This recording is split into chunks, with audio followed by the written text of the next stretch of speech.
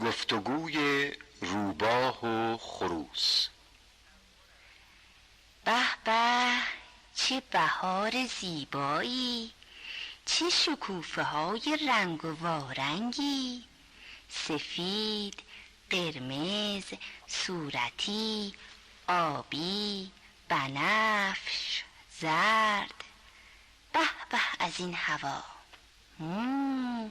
چه بوی گلی، انگار همه جا عطر ریختن. همه جا قشنگه، همه چیز تر و تازه است. وای چه صفایی، خدای من چه همه زیبایی.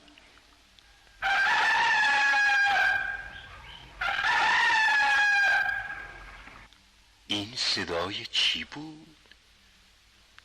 صدای خروس بود. آره، صدای خروس بود. خودشه. زود برم، شاید بتونم شکارش کنم. خیلی گشنمه، چند روز هیچی نخوردم. خدایا کمکم کن. سلام عرض میکنم آقا خروسه، رسیدم به خیر. از دیدار شما خیلی خوشحالم. خب عزیزم، حالت چطوره؟ خوش میگذره؟ آواز تو شنیدم، خیلی خوشم اومد. واقعا صدای خوبی داری. ببینم چرا رفتی بالای درخت؟ مگه خدای نکرده از من میترسی؟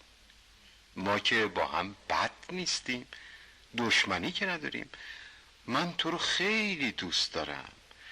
بیا پایین یه خورده با هم قدم بزنیم. ببین چه هوای خوبیه. ببین صحرا چه سبز و قشنگه. بیا یه کمی راه بریم.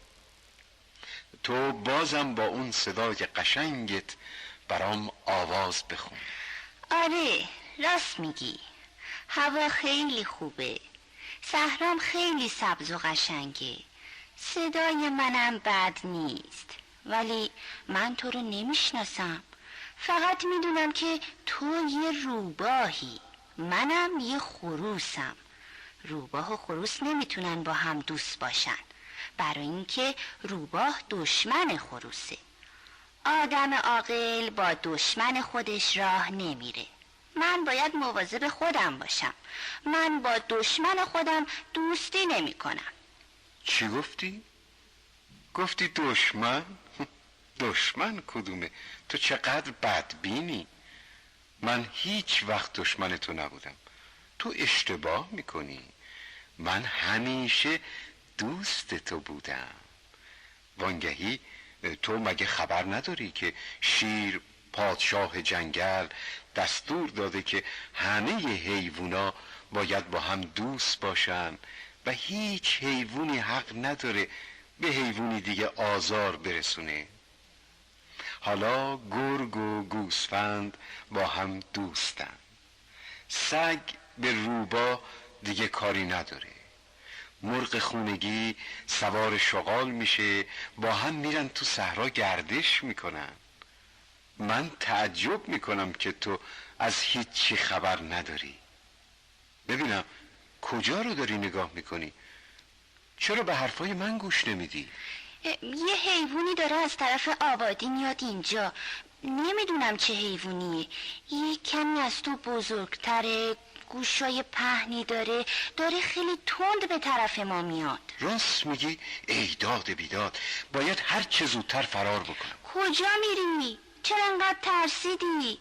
صبر کن ببینم چه حیوانی داره میاد، شاید یه روباه باشه.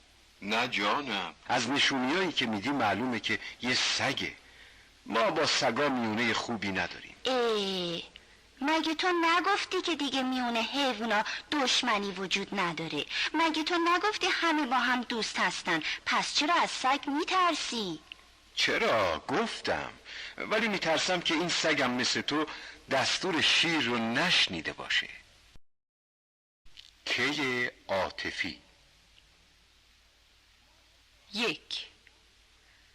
ما که با هم دشمنی نداریم. 2. ما با هم که دشمنی نداریم. 3.